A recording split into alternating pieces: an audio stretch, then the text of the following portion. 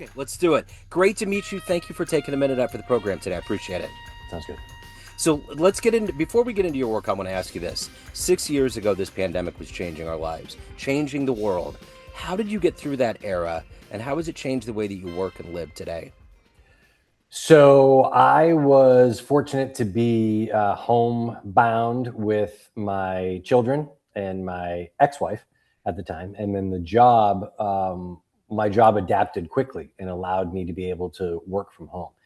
And so I feel like it was a gift in the way that it gave me additional time with my daughters, as one was just going off to college and one was in high school. So, as hard as it was overall, I looked at the bright side of it. And I also think that, at least for me, now I do the majority of my work remote. So, not only in addition to this podcast that I'm doing from the comfort of my home office, but my work as an executive coach, I work with clients all over the country and all over the world and do it all this exact same way with a laptop and a microphone. So, I don't think the world would have been as open to that prior to the pandemic.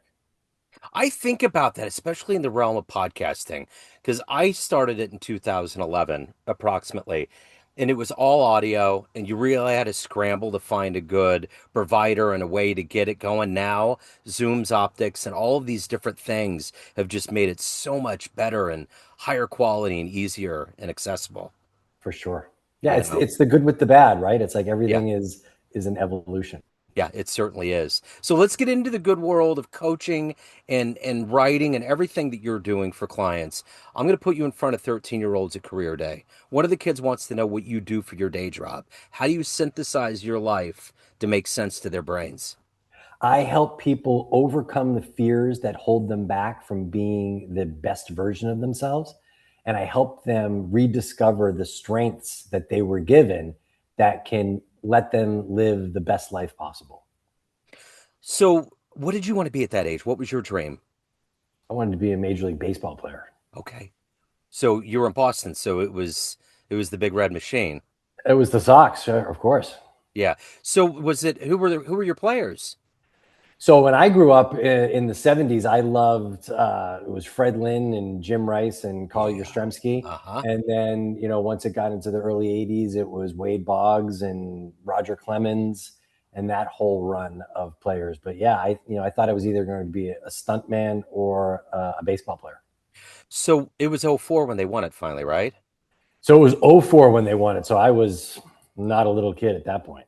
But what was it like to feel that? Oh my gosh. So I felt like I was put on earth at that time, living in New York as a Boston guy, to celebrate on behalf of all the long suffering Boston Red Sox fans. Yeah. So I was there from 96 through '06. So I was there particularly in '03 when the Sox lost this crushing game 7 extra innings with Aaron Boone hitting the walk-off. Oh, And that's then right. if you remember in '04 when they went in the ALCS, they were down 3 games to none to the Yankees. They had gotten demolished in that third game. And everybody in New York was letting me hear it. It was really, really brutal. And then they finally won a game. And then as they started to come back and got the momentum, I was like, could this actually happen? So when they finally vanquished the Yankees, it was amazing. But then being a long suffering fan, you're like, oh boy, now they might lose the World Series. But fortunately, they swept the Cardinals, and it was the greatest kind of cathartic feeling of all time. So there was a special on Netflix they did, and Yes. Theo Epstein, right? What didn't Yes. he? Okay, he was the wizard boy. He came in, reshaped everything. That's when they got Big Poppy came in because he Yeah. was kind of a utility guy from Minnesota.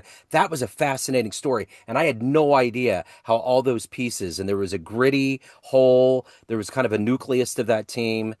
Did you see that Oh special on yeah, that? I sure Oh, did. And then you have to tip your hat to Theo Epstein, and then he went and did it again with I Chicago. know. It's wild. He was the Amazing. magic guy. Seriously. He's like Billy Bean in Oakland. But For sure. but let's get into how you arrived at this point of coaching and writing and helping people reframe and find a confidence in their lives. Take me back to your childhood. What were those elements that eventually became you, the seeds that were planted that were cultivated into who you are today and the profession that you have found a home in? So I'm the youngest of five. I grew up in a really tough blue collar area of Boston. I always say I was the original Goodwill Hunting. My dad died when I was 2, So my mom had to figure it out. So she had never really worked, didn't have a driver's license. So got a driver's license and then started working. She was a housekeeper in motels, just cleaned up dirty, seedy motels around the Boston area. So I grew up, with not a lot, but obviously she modeled a really great resiliency for me. So grew up in a tough area, though I wasn't really necessarily a tough guy. I was an average athlete, average tough, but fairly intelligent. So I was pretty self-driven, did pretty well for myself, went off to New York and worked through it. Flatlined in the hospital at 40 years old while I was working for Google. I worked for Google for 7 years. Flatlined in the hospital. They installed a pacemaker in my chest and then told me I had another 50 years to live. So I then asked myself the question, what the heck do I want to do with another 50 years? So started to do a lot of work with an executive coach, and she was so transformative for me that I said, at some point when I reach a later stage in my career, I too would like to be a coach to be able to positively impact people. So from there, I went and started my own consulting business and then turned around 4 different investor backed companies. And now I just run an executive coaching practice that mostly focuses on getting people to rediscover the things that they really light them up, and give them a direction so that they feel like they are going all in and playing offense on their strengths as opposed to playing defense on their weaknesses. So when you flatlined, did you feel the light? Did you feel the warmth? Did you feel that in between here and there? So I didn't feel the warmth. The thing I did feel was an in between when I was coming back. And I think it's when they had gotten my heart to beat again. I could hear and sense everything that was going on in the operating room, but I couldn't speak and I couldn't open my eyes. So I could hear them talking and I could hear them saying, I think we have a heartbeat back. But I wanted to be able to communicate to them like, okay, guys, I'm here, but I couldn't. So I don't know how long that went on for. It was probably, at least half a minute. I did flatline for a minute and 4 seconds. So it was a real strange re-entry is what I remember. Wow. So that's the thing about losing yourself. Like when you get to your 40s and your 50s, you get buried by everything that happens. We know that. We know the row. But it's almost like you have to have this crucial fork in the road to get to that point in changing. And it's almost as though you're abating that whole thing and you're getting in front of people and saying, here's a mirror, let's go. Exactly. So, Joe, you nailed it. And this is exactly what I say to people is that you don't have to flatline Right. at 40 to benefit from the things that I've learned that I'm now here sharing with you. And I'm not out there pontificating and saying all these things. I'm just saying, listen, I've been where you've been. And now this isn't just something recently that just happened. I mean, this happened now to me 16 years ago.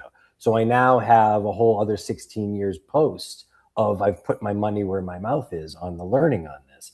And so that's where I try to communicate as well as I can to people, because my message and my offering isn't for everyone. It has to be at the right time.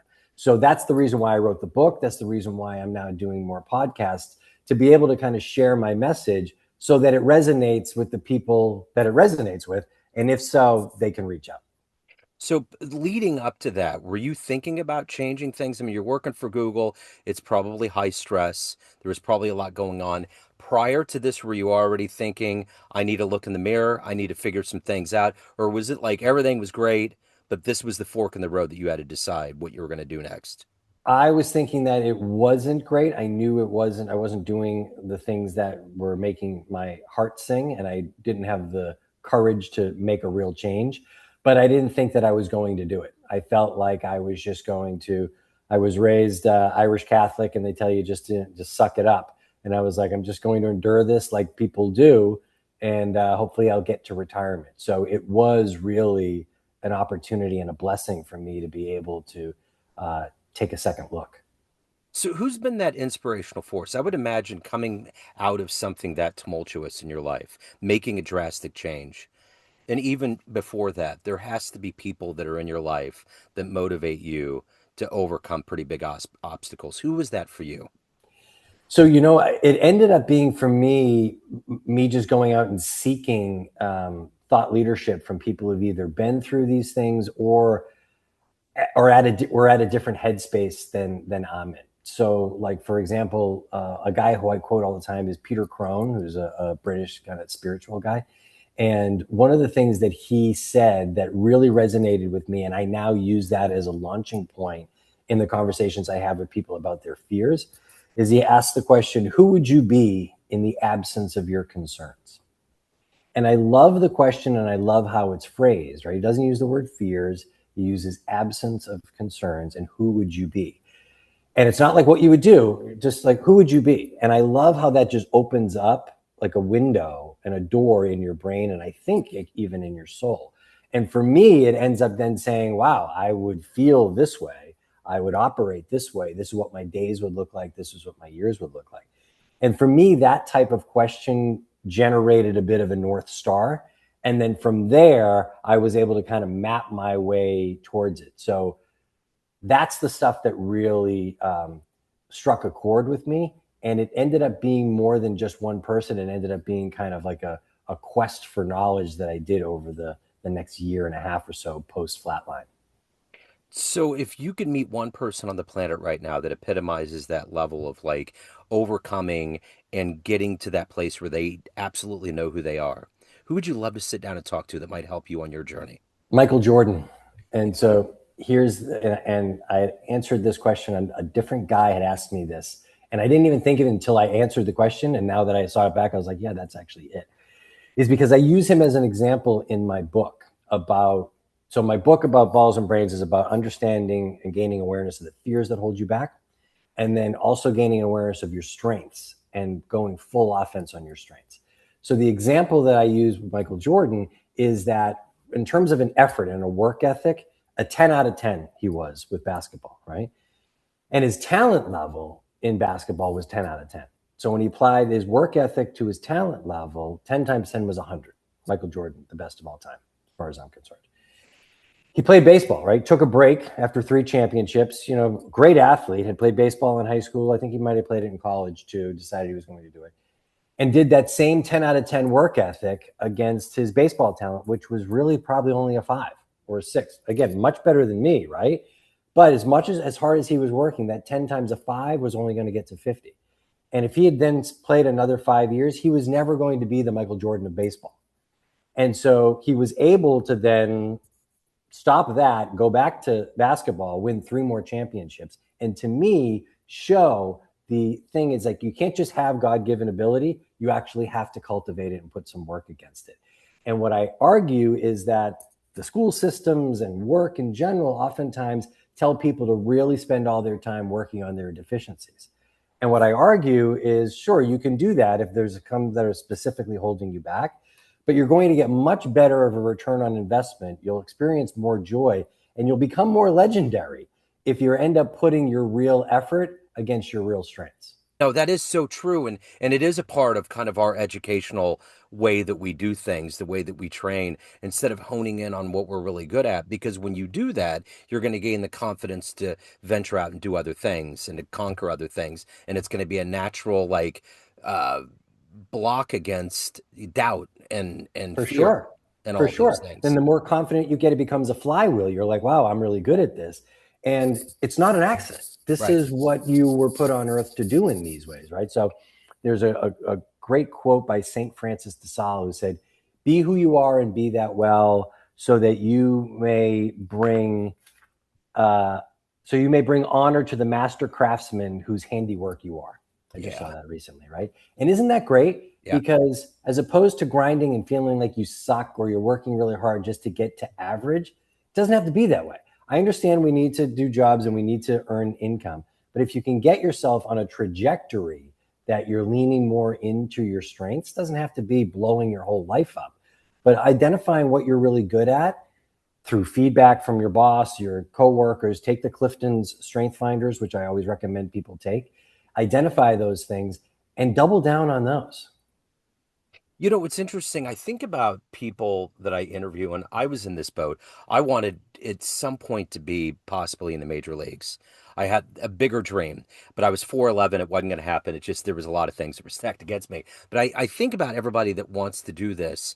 that wants to become a professional athlete, and at some point in their lives, they decide that working that typical route where you keep your nose to the grindstone, it's not enough. Do you ever think that you've finally achieved that level of like what you wanted to do with your life? Because if you want to be an athlete, you want to do that. There's an ideological notion of how you want your life to turn out. So if you're not quite happy and you need to reroute, you're not playing baseball, but you're doing something that has meaning. And that's kind of, have you thought about how all of those dots have connected for you?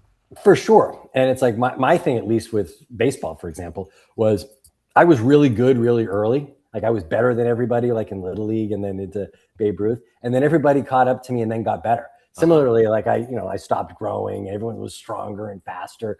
So that ended up being a bit of a wake up call and be like, oh, shoot. All right. So that was a nice ride while I had it. And Yep. all right, what else can I be good at?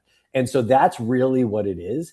And I think we alluded to this. It's the school system builds it that way, is that teach you to be kind of order takers, to be a good employee, just to go in and do what you're told, and to, they tell you that you're not good at this and work harder on it, and then maybe you'll get a raise.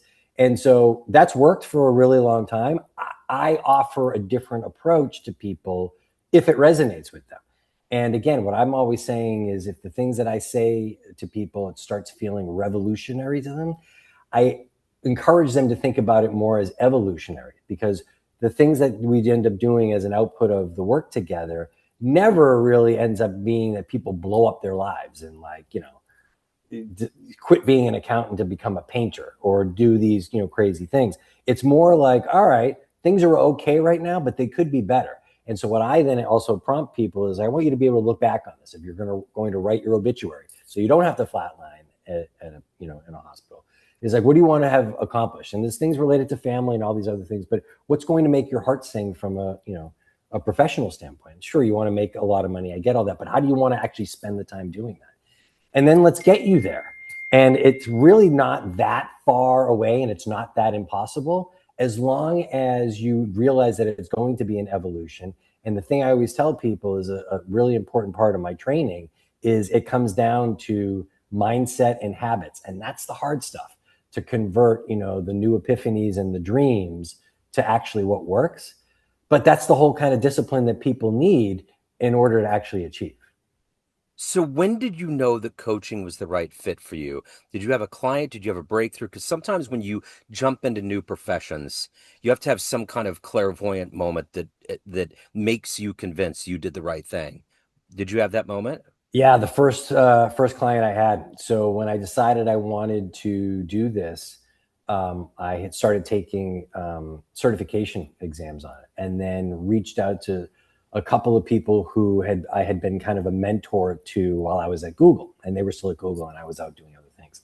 And I said, "Listen, I'm thinking of doing this. Would you be, a coachee? I'll give you 5 sessions for free."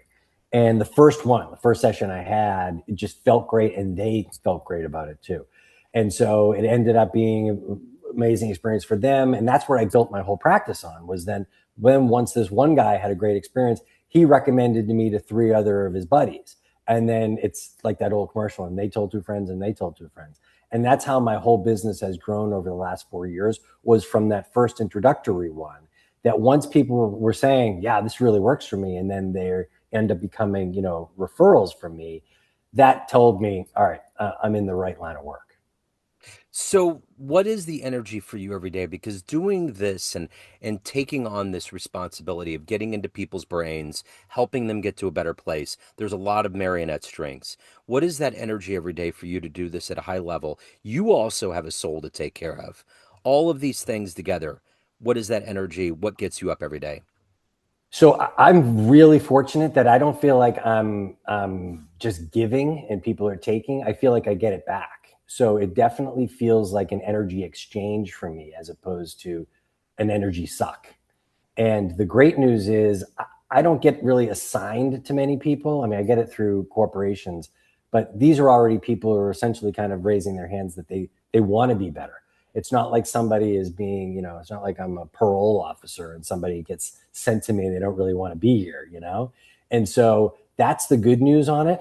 And I find the real energy of the conversations, and then also seeing their progress, right? Because over 10 weeks or 15 weeks or 20 weeks, being able to see their real progress on these things, how they're changing their lives, is just so energizing to me. So I'm fortunate that I never feel like, oh man, I got to jump on this call, or today's going to be a pain in the neck.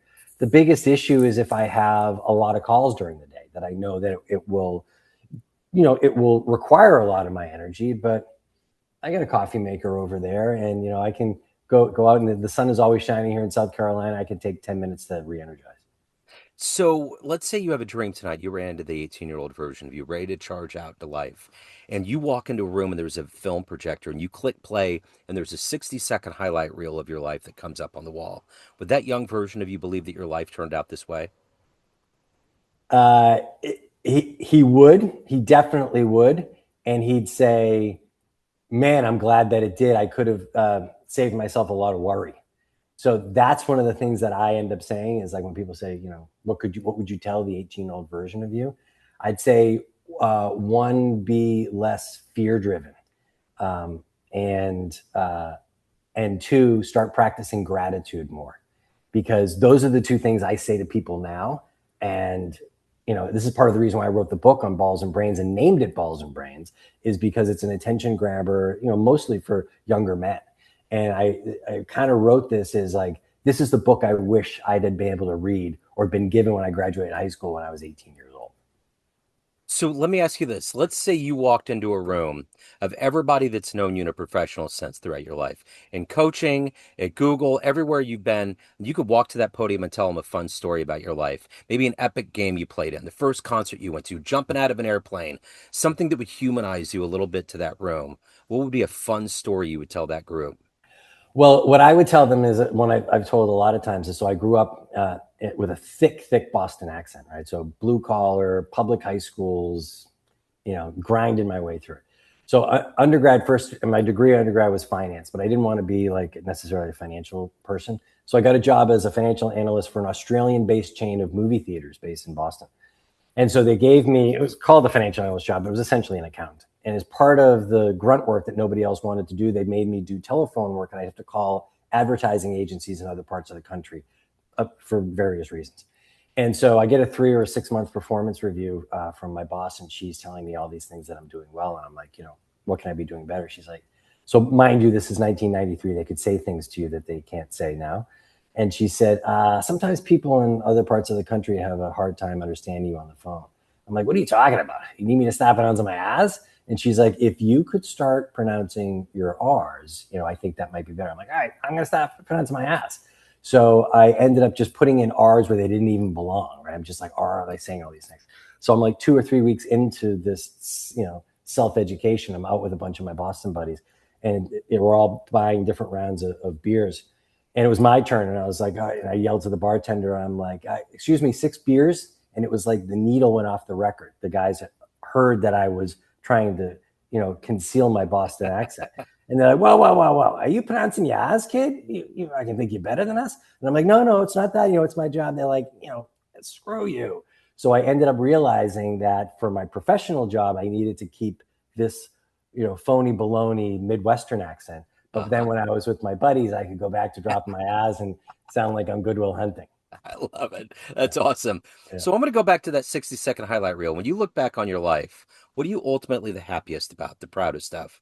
Oh, my daughters for sure. I have two daughters, 25 and 21. My 25-year-old just officially became a doctor last weekend. Oh. And then my youngest just graduated from undergrad down in DC 2 weekends ago. And now she's spending the summer out in San Diego. She has an internship. So they are my pride and joy. So everyone has a perception of you, family, friends, clients, everyone that knows you in a business sense, but you run the show. What's your perception of you? Who do you think you are? I'm a dad, number one, first and foremost, by a million trillion miles. And then after that, I'm a really good, loyal friend. I'm still friends with guys that I grew up with, and we're all super tight, even if I don't, geographically live there. Yeah. Um, and then I've got balls. Like, I'll do things that other people are afraid to do. But I feel like I've always had them, and I particularly have them post flatline when I was given a second chance, because I feel like I'm here for a reason. So let's go to the most important question here. If you could get into a time machine and go back and see one baseball game, where are you going? What would you catch in person? That's a great question. Um, You know what would be crazy to be at? Even though I'm a Sox fan, I've been at a million of them. I wouldn't go back to any ones I've been to. I would go to the game when the Cubs finally won the World Series. Because if you remember that, they were losing that game, right? So they were the long, tortured, history, right? And they were losing. And it looked like Totally. it was over, right? And then that weather Rain came, delay. rain delay, and it changed the entire dynamic of the game. And then they came back and actually won. And so for that cathartic type of experience for people of Chicago, for not only the fact that it happened, but how it happened, like it made them grind and suffer right down to the end. Just must have been such an amazing cathartic experience. That game, I remember it so clear because they were in contention, and I remember it pretty well because in Kansas City we won it the year before, and Zobrist was our hero, and he was the Yeah, hero for them again. So there yeah, was all of these little ties in between, for but poor sure. Cleveland every time. Like there was another. I can't remember what year it was. I think they were playing the Marlins and they had the champagne out. There was one Yeah, out to go. I mean, that poor town. Like, thank God LeBron for came in, sure. right? For But sure. like, my son's really into Harden and he really wanted them to win. He was like, "What happened?" I was like, "They ran into New York, man. It's over." It's just, That was a buzzsaw. They got demolished. yes, It's all because they blew game one. yeah. That changed everything. That you're right, and that Mhm. does happen. I think about that with the Royals in that year of 14 where they almost overtook the Giants. We won that wild card game at home. It was just nuts, and it Yeah, just completely propelled us, So that happens. It's real. the pageantry of sports. So Yeah. if anyone wants to hire you, they want to pick up your book, Balls and Brains, any of the good business in your world, where do they go? All right, super easy, right? I have the easiest name of all time, Chris Woods. It sounds like it's a fake name, but it's not. So it's CHRIS is Chris Woods with an S. Don't drop the S. Right? It's Chris Woods, and I'm a coach. So my website and all my social media handles are just Chris Woods Coach. So go to chriswoodscoach.com. You'll have tons of details about how I work with people, lots of testimonials from happy clients. There's a link to my book, Balls and Brains, a framework for living your best life by overcoming fears and maximizing strengths. Available on Amazon. You can get right there. And then lastly, you can message me directly from there. I respond to every message. So if anything I said today resonates with you, reach out and I'd love to have a conversation. Right on. I will put all these links in the show notes. Chris, what a pleasure, man. Thank you so much. Thank you for your story. Joe, thank you so much. I really appreciate the time. It's been great talking to you. Absolutely.